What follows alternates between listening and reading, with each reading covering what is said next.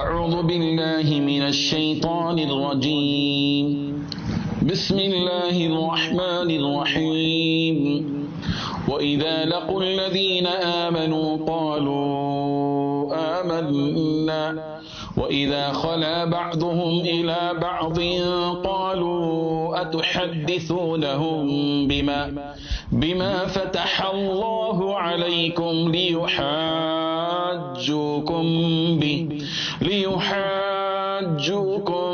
به عند ربكم أفلا تعقلون أولا يعلمون أن الله يعلم ما يسرون وما يعلنون صدق الله العظيم.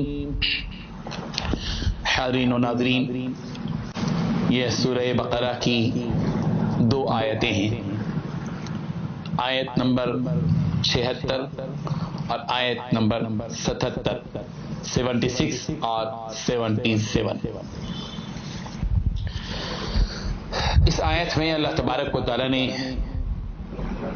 یہودی منافقین کا تذکرہ کیا ہے۔ جو منافق لوگ تھے پیارے پیغمبر صلی اللہ علیہ وسلم کے زمانے میں مدینہ منورہ میں موجود تھے، ان منافقوں کا اللہ تعالیٰ نے یوں تذکرہ کیا ہے کہ یہ منافق لوگ ایسے تھے کہ جب ایمان والوں کے پاس آتے تھے تو کہتے تھے کہ ہم ایمان لے آئے، مومنوں مسلمانوں کے پاس آتے تھے تو کہتے تھے کہ ہم ایمان لے آئے، ہم مومن ہیں تمہاری طرح۔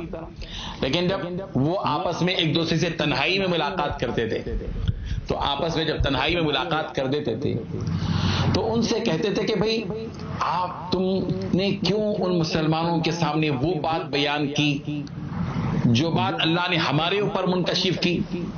یعنی بعض باتیں ایسی ہیں جس کو ہم جانتے ہیں جو اللہ نے ہم کو سکھایا، تم کیوں ان باتوں کو مسلمانوں کے سامنے پیش کرتے ہو؟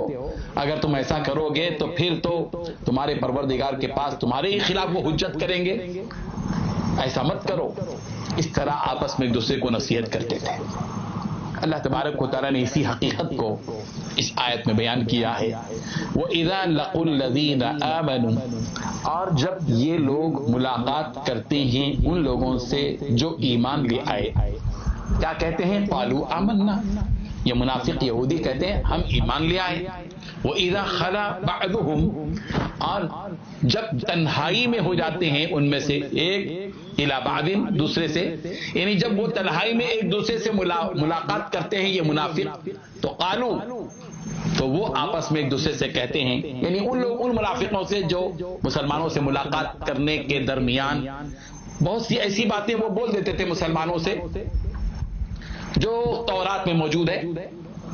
یعنی تورات میں جو کچھ کے لکھا گیا ہے حضور اکرم صلی اللہ علیہ وسلم کے بارے میں کہ آخری پیغمبر پیدا ہوں گے، ان کی بعثت ہوگی، ان کے یہ اوصاف ہوں گے، ان کی یہ علامتیں ہوں گی، ان پر آخری کتاب آئے گی وغیرہ وغیرہ، یہ جو تورات میں پڑھا کرتے تھے یہودی، وہ ان میں جو منافق ہوتے تھے جب مسلمانوں سے ملاقات کرتے تھے تو یوں ہی بیان کر دیا کرتے تھے کہ تورات میں یہ بھی موجود ہے، یہ بھی موجود ہے، یہ بھی موجود ہے۔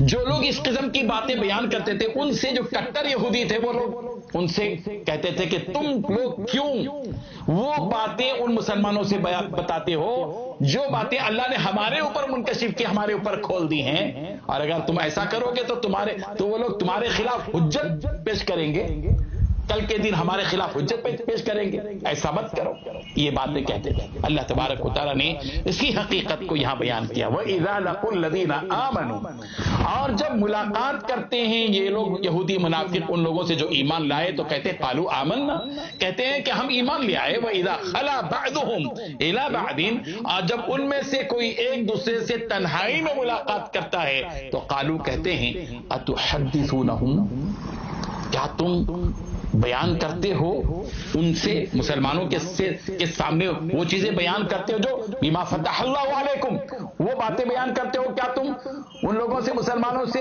جو اللہ نے تمہارے اوپر منکشف کی، تمہارے سامنے کھول کر رکھ دی تورات میں، لیحاجوکم بہ عند ربکم، تاکہ تمہارے پروردگار کے خلاف تمہارے ہی خلاف حجت کریں۔ افلا تعقلون، کیا تم عقل نہیں رکھتے، سمجھ نہیں رکھتے، کیوں ایسا کرتے ہو؟ ایک دوسرے کو ڈانٹتے تھے تنہائی۔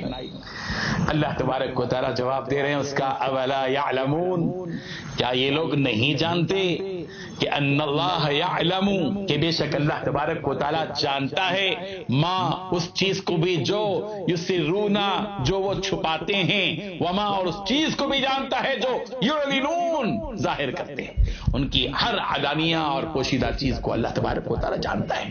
جو وہ مسلمانوں اس کے سامنے آ کر کہتے ہیں اس کو بھی جانتا ہے.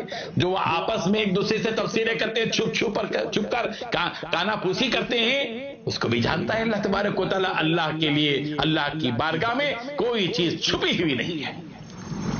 اس آیت سے مومن اور مسلمانوں کو اس بات کا سبق ملتا ہے کہ مومن اور منافق میں فرق یہ ہوتا ہے کہ مومن کی زبان ایک ہوتی ہے، وہ تنہائی میں بھی وہی بات کہتا ہے، وہ خلوت میں بھی وہی بات کہتا ہے جو جلوت میں کہتا ہے، وہ سب کے سامنے مجمع میں بھی وہی بات کہتا ہے جو تنہائی میں کسی سے کہتا ہے. اس کی بات میں تضاد نہیں ہوتا. لیکن منافق کی گفتگو میں تضاد ہوتا ہے.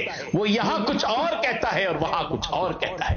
اس کی زبان خلوت میں کچھ اور ہوتی ہے، جلوت میں کچھ اور ہوتی ہے. اس کی زبان پوشیدہ کچھ اور ہوتی ہے، علانیہ کچھ اور ہوتی ہے. مومن اور مسلمان کو چاہیے کہ وہ اپنی زبان کو لگام دے، وہ اپنے دل اور زبان کو ایک رکھے، وہ وہی کہے جو اس کے دل میں موجود ہے. ایسا نہیں کہ دل میں کچھ اور ہے، زبان میں کچھ اور، یہاں کچھ اور، وہاں کچھ اور، مجمع میں کچھ اور، تنہائی میں کچھ اور، خلوت میں کچھ اور، جلوت میں کچھ اور. یہ ڈھنگ مسلمان کا نہیں، مومن اور مسلمان کا نہیں ہے. مومن اور مسلمان کا جو دل ہوتا ہے، اس کی زبان ہوتی ہے، وہ ایک دوسرے کے موافق ہوتی ہے. وہ وہی کہتا ہے جو اپنے دل میں ہوتا ہے. اس کی دل اور اس کی زبان الگ الگ اور جدا جدا نہیں ہوتے. اللہ تبارک و تعالی ہم سب کے دلوں کو نفاق کی بیماری سے بچا دے اور ہمارے دلوں کو ایمان سے مضبوط کر دے.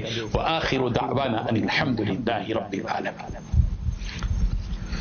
لا الہ الا اللہ.